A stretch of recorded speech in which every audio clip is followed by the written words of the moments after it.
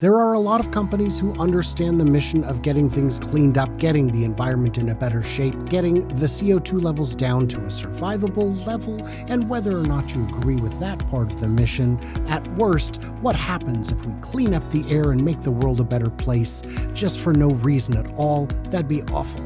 Some companies are moving more aggressively, while some are actively sabotaging the EV transition. Who's who and what's what? I've got Randy Kirk, best-selling author and all-around good guy from the Randy Kirk Videos channel on YouTube.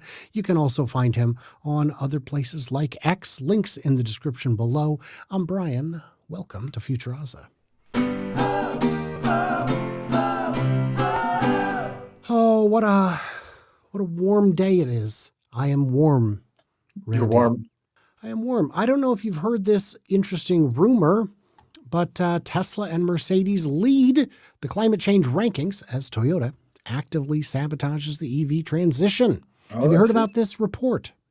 Yeah, I didn't hear about this report, but I can't imagine how Mercedes could be on the same headline with Tesla in this regard. That's a little hard to figure out, but okay. Well, we will get into that. Okay. Would you believe it? You'd think with Toyota's popular Prius Prime that recently beat for the greenest car title in a study that takes into account emissions over the full life cycle of the vehicle. Now, if you're going to, you could buy a plug-in hybrid, plug it in every day, and never drive more than the 50 or 80 miles, whatever it is that you get in pure battery. If you do that, you may run into problems with the motor down the line, with the gas motor, because those do need to run periodically to stay fresh. But according to automakers and climate policy advocate, Japanese brands like Toyota, Honda, Suzuki, or Mazda are going to have the lowest share of EVs in their respective rollout. And not only that, but they're actively lobbying against stricter emissions policies that would result in a faster transition. So, Randy, I'm Honda, I'm Toyota. What am I going to do?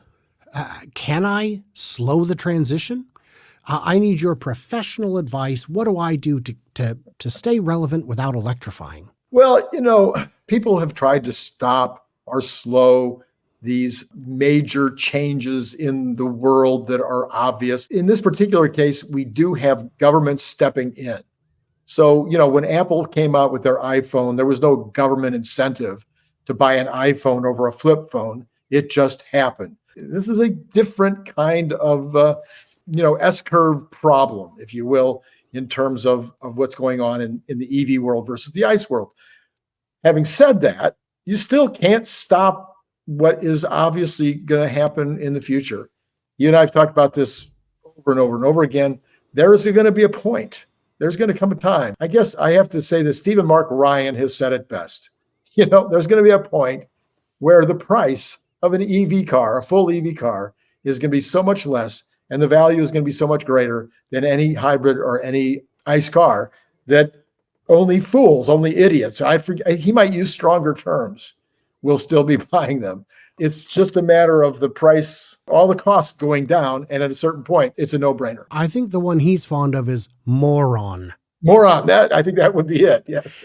There will come a day, I would say within maybe 5-10 years, where somebody will buy a gas car and a younger person will look at them and say, wow, are you rich or something?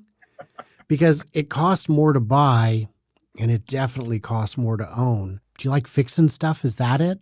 I don't get it. Well, let's look at some study here. Automakers and climate policy advocacy, the global whatchamacallit here, from Influence Map. And if we look at this, we will find that the way they're looking at it, all 15 automakers except Tesla have actively advocated against at least one policy promoting electric vehicles. 10 of them showed a particularly high intensity of negative engagement and scored a final grade of D or D+ by the methodology. Toyota being the lowest scoring company, driving opposition to the climate regulations promoting battery electric vehicles in multiple regions, including the US, Australia, and UK. Every major market, Toyota's over there saying, you got to slow this thing down. I make analog televisions. Please don't require people to use digital. I worked in broadcast electronics when the digital transition was mandated.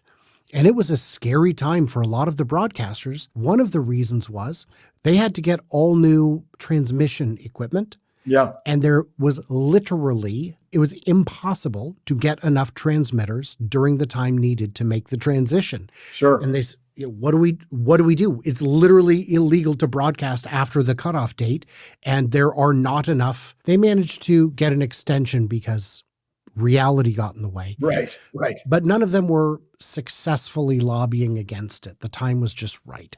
right.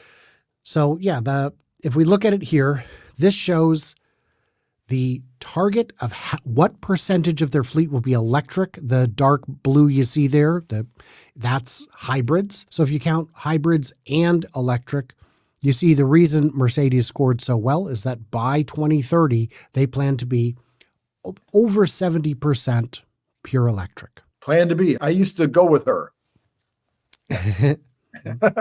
I'm sure that means something. The I have thing no idea. with, I don't know.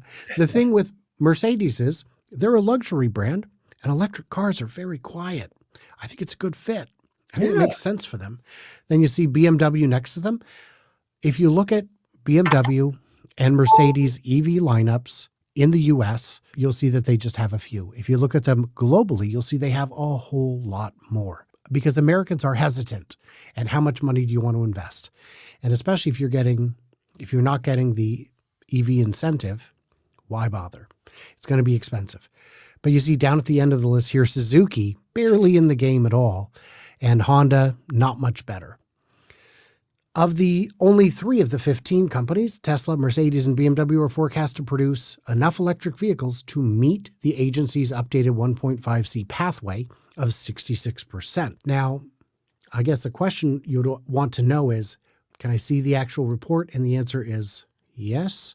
Okay. It is here. There is an entire report. It is not too long. You can get through it. We're not going to go through it right now, but it covers all the methodology. It covers lifespan of the vehicles. It covers a lot of things. Can you stop this kind of progress? I'm a Tony Seba acolyte. I'm sure you are as well. This kind of disruption is almost impossible to stop. And you don't have to look at it strictly from a marketing standpoint. You look at it purely on the basis of, and it has really nothing to do with CO2 or cleaning the air. It is a practical situation, just like the television set you were talking about a minute ago, just like no longer having newspapers when you've got it on your cell phone. The practicality gets in the way of anybody having any use or need for an ICE or a hybrid once the price of the EV gets below a certain level, and its performance is better. Weight is probably going to be better at that point. The length of time that the car will last will be significantly longer. Eventually the use cases will all be solved. They'll have all the niches covered. So it's just the S curve happens, and there's not any, unless there's another disruption. There's always this famous idea that Elon believes in as well, which is always be prepared to disrupt yourself, Right. even though you're the disruptor. So could something Right. else come along? Something else could come along. But for now, I don't see any way that it's going to be related to ICE or HYBRID. Did I spell that right? Yeah. So I would agree that there could be the robotaxi could be solved in August. We could 5 years from now look back at the idea of driving your own car and think you're crazy. But I think automobile sales, ownership, and operation as it's known today will continue at least for some decades because there are people who just plain like it. Now, citing Tony Seba is kind of cheating. Normally, when you mention a time traveler, it's like, well, of course he knows what's going to happen. So I don't know if that's even fair to bring him up. But if you were to compare, if I was to say, Randy, I'm considering a gasoline versus a diesel car, help me weigh the pros and cons. If I went down a list, some of them you'd say, well, diesel. Well, gas, right? I think we can agree on that, right? There are pros and cons. Right. But here's to your point. I'm going to name a feature that's important to me, and you tell me, should I buy gas or electric? Safest car. Tesla. Well, really, all the electrics are going to be safer than any of the gas. So, well, I want the quickest car. Oh, Clearly electric. Cheapest to maintain. Oh, not even in the ballpark. Cheapest to operate. Not close. The list just kind of keeps going. The only thing that gas has going for it right now is that a tank of gas fills up quicker than a battery. Oh, And no, that no, no, only no, applies. no, you're not being fair. You're just not being fair, Brian. Come on now.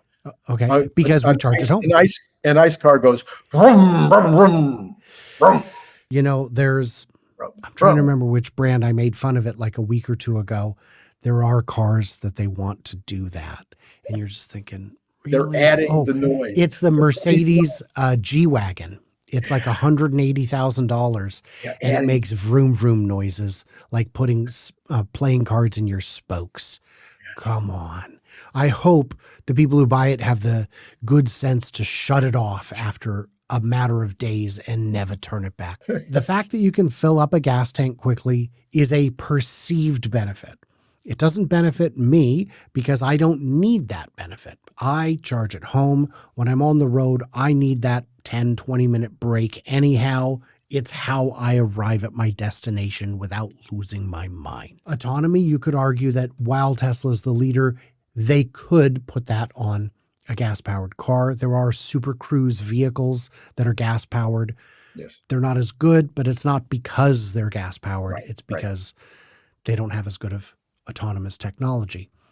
It is, like you said, very soon going to be the case that it will be ludicrous. Well, if that's the case, why all these government ramming them down our throat? Well, do you remember a company called Sears? I think you even brought it up in one of my broadcasts the other day. There was this company called Sears, and Sears had a lot of sunk capital in a certain style of business called retail stores, actual brick and mortar. Lots and lots and lots and lots of money sunk in the ground. There was a property in Santa Monica, California on 4th and Olympic, no, 4th and Olympic, 4th, I forget. But I mean, we're talking about 4 blocks from the beach. They had maybe a couple of acres sitting there, just 1 acre just for parking. I don't know what the value of that piece of property was, but it was certainly far greater than the amount of money they were going to make out of that store ever. And so Sears, was they stayed in business for years and years and years. And the people that bought them out made it very clear. We're only keeping these stores in business to maximize the capital value, the property value that we can get by selling these stores eventually.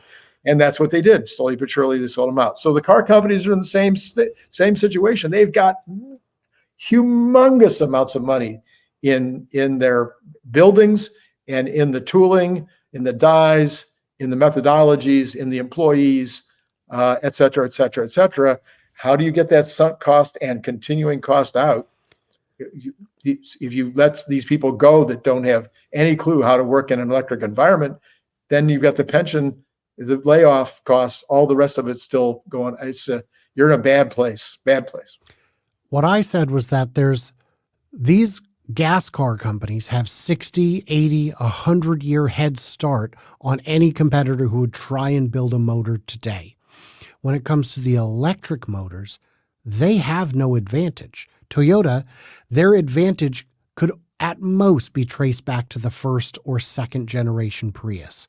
At most. Anything before that was discarded, thrown out, lost to the ages. So they didn't keep those proficiencies. You're competing against people who are hungrier than you in a space where you don't have competencies. And even if Toyota has the best motor today, their lead would be in the months, not years.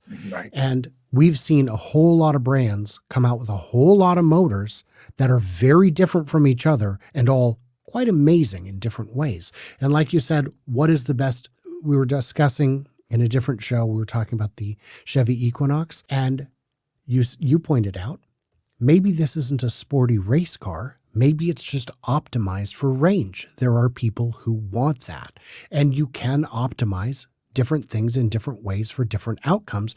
Put skinnier tires on it. You'll get more range at the cost of your traction. You won't get that lightning fast 0 to 60. But do you need that? If it's still got the stopping power, that's the important part. Guys, in the comments, what did we miss? What do we misunderstand? Who's really holding up this whole transition. I want to thank my friend Randy Kirk for hanging out with me. I'm going to be doing a road trip this summer, Randy, next month. Who knows? I may even get as far as Riverside. And if I do, I will definitely come to your home, use your toothbrush, whatever I need to do, so that we can have some time, some quality time together. That'd be It great. is.